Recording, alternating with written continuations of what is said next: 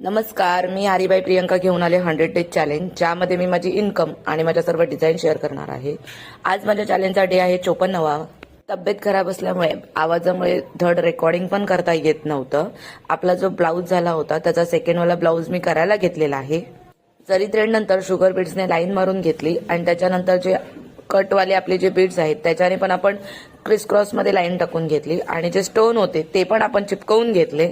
लोकांना मी जे आरीवर्कची कॉस्टिंग सांगते ती खूप जास्त वाटते, पण त्यांना आम्ही नाही समजवू शकत की आरीवर्कचं जे मटेरियल आहे ते आम्हाला लोकलला पण नाही भेटत. त्याच्यासाठी मला स्पेसिफिक 1 डे काढून बुलेश्वरला जावं लागतं. तिथून एवढं आणायची मेहनत, परत आम्हाला छोट्या छोट्या गोष्टींकडे बघावं लागतं की नाही, की समोरचा कस्टमर सॅटिस्फाय होण्याच्या आधी मी माझ्या वर्कपासून सॅटिस्फाय आहे की नाही ते बघावं लागतं प्रॉपर.